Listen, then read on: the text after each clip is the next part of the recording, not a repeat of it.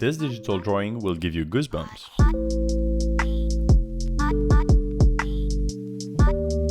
Well, hello there, I'm Détroit. I have to admit that I drew this scene just for the sake of this pun. Zombie poultry, it will give you goosebumps. It only goes downhill from here. I have to say that the drawing works better in French because goosebumps literally translates to chicken flesh, or hen flesh more accurately.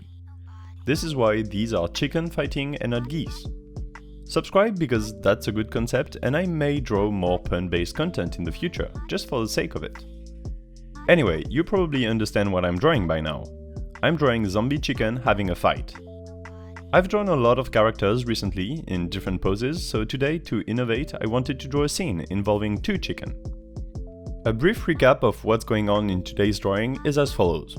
Sketching the chicken, going straight to flats because I want a lineless artwork, then shading them with shadows, making a lineless background, and finally tweaking the colors with an original color palette. Among other things. This process is a mess, which is why I'm here to comment every step of the way. If that menu tickles your fancy, please watch until the end. For now, I am sketching the two beasts having a fight. I pulled up a few references of cockfighting on another monitor, as well as 3 or 4 cartoon chicken pictures. I want the style to be cartoony because chickens look too weird in real life. Their heads are too small and they are too feathery to make them look cool as zombies. After finding a lot of references, I picked one that was closer to what I envisioned and did a bit of work on the composition of the illustration. I want one chicken to be on the ground, maybe more into a defensive position, and another in the air, attacking. Composition-wise, it's very simple but effective. I'm basing all the shapes on that, and I will use the same angle for the colors later. To tie the whole drawing in and center it a bit more, I'm sketching a semicircle of where the crowd watching will be. I ended up spending quite a bit of time on the sketch, maybe more than I anticipated for a drawing that will be lineless in the end. My main problem with it is the wings of the chicken. Drawing wings is harder than I thought, both in orientation and expression. Making the wings of the same style as the rest of the chicken proved quite difficult. The wings also have to be expressive, showing the intention of the two chicken. I found it harder than it would have been for arms and humans. We are so used to arms and it's easier to imagine their shapes, but wings are these big flappy things that act more like ribbons than arms. I struggle mostly with the attacking bird's back wing, but I figure something at the very end of the process to make it better, so I'm sorry it looks bad for the most of it, but don't worry about it, alright?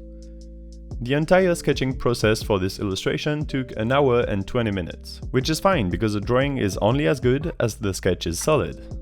After the main sketch, which I did in green, I added another layer in red which features the part that will make the chicken look like zombies. For the attacking zombie, the neck is fully cut, a wing is burnt, a leg is broken, and the back, right above the chicken bum, shows the bones below the feathers. For the defending chicken, there's a scar on the eye, the leg shows apparent bones, and the ribcage is also out. After that red layer of sketching, I go for a third layer. On this blue layer, I'm loosely drawing patches on both chickens, like you can see on all drawings of zombies, where the skin was patched with another piece of skin of different color. Additionally, the attacking chicken has 3 screws on its thigh that are only implied. And now the sketch is finally done. We can move on to the second part of the drawing process. If you haven't already, you can subscribe, and that will be nice. Now let's talk about shapes. I flapped the two chickens and their flying feathers with the Magic Wand selection tool and the Bucket Fill tool. In Photoshop, this only does an approximate job, so I need to refine the edges a bit more. I also take the time to cut out the parts that were not in the green sketch, like cut the neck or around the bones. I then take full advantage of what I learned in last week's video. If you haven't watched it, right-click on the top of the screen and open it in the new tab for later. I drew a lamp woman for the sake of working on shaping my shadows. With that knowledge in mind, I use a clipping mask to cel shade the two zombie chicken. What I tried to do is give dynamism to the shadows to show feathers, but also add big shadow shapes to make it easier on the eye. That took about 30 minutes to do for a first pass. The goal again is to make a lineless artwork, and so the shadows and the shapes of the chicken need to be easy to read, even without the sketch or any line art. I really like how it made the bones look like, almost mechanical. And again, as is the case throughout this entire drawing process, I struggled with the wings and how to give them a good flow of shadows and light, how to imply their orientation and movement. As a quick note, for now the colors don't matter at all. I want to add all the information that shapes carry before I turn to coloring and figure out the aesthetic of the drawing. And about now, the two birds look decent enough, as I've done the bulk of the work on their shapes. It's time to do some background work now. I want the background to look like an army, or a public watching the fight. In my headcanon, it's common practice around zombie chicken coops to fight to the death, and when it happens, the other watch. So I am drawing a ring on the ground, breaking the boring circular shape with the outline of chicken feet all around. I don't need to be precise about them, I just want to convey the information that the watchers are indeed chicken and not humans, as the head shapes could suggest. As a bit of value work, I add gradients to the ring and the background, showcasing where the center of attention is at first glance, even if it's obvious since two chickens are fighting in the foreground.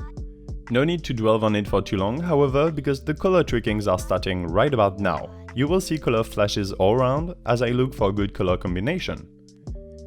And you know me, I love the famous blue-orange combo. Besides, the colors already imply the two stances, as one chicken attacks and the other defends. Blue is colder and more passive, but orange is fierce and warm. That's a great combo to use and gradient the flats with. It's a bit flat overall though, so I'll add more contrast between the foreground and the background. At this point of the drawing, I left my computer for the night and only came back to the drawing the next day after work.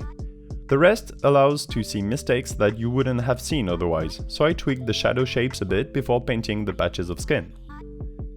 This entire drawing is basically adding layers and layers of gradiented areas with low opacity and see how they mix together. That's a really cool effect, I think. It's not detailed at all, but you still get all the information you need. You don't need realism or lines to make art, and this is why I love exploring all sorts of art styles. Anyway, I'm adding yellow highlights to contrast with the overall dark illustration, defining my source of light in the same position as the sky shows and the gradients on the chickens. I also use highlights of lower opacity and saturation to outline the public watching the fight, and their beaks, as they are chicken too, let's not forget that fact. Cockfighting is inhumane, but between zombie chickens it's fine, alright? I felt like the ring was lacking something, so drawing large assortments of circles to make clouds of dirt was a nice way to round the bottom of the picture, just like the silhouettes in the background round the top. That's another layer of shaded areas with low opacity that is almost invisible, but it's still there. In the same vein, the sky was a bit too dull, and large shapes like smoke with a soft dark blue gradient help make it more interesting while not being distracting. We've been drawing for 4 hours now, and the illustration is almost over. Or is it? The next day, when I open the Photoshop file, I decide to continue refining it with new ideas, starting with the background. I add more smoke, more ominous silhouettes, and I'm finally removing that very bad looking wing, drawing it in the back where nobody can see it. To make the chickens look better, I saturate them even more, and to add contrast between the two, I gradient the highlights from warm yellow to cold beige. I was adding dark eyes with very cold looking white dots in them on every silhouette in the back when I figured I could also add stars in the sky. I imagined the zombie chicken army was pillaging a village right before this happened or something, and there are fires in the night behind them. Finally, I do something I completely forgot about for the longest time, which is adding stitches to the patches of skin or feathers. Before that, it just looked like strange shadows, but now I really think it makes them look like zombies. And since that's in the name of the drawing and this video, I guess it's something I should do. The bones are only implied, even when I had a whiter tone to them, so it's the patches that really carry the zombie aspect. And with that done, I can finally put the full illustration on screen and invite you to like, comment and subscribe. Maybe you could tell me what I should draw next, or what sort of art style I should use. I'm very active on Twitter and Instagram, both places where you can see my art and or chat with me if you'd like. I'm Detroit, and I do spend 5 hours drawing something based on a pun sometimes, more than I care to admit even. I'll see you in a few days. Bye!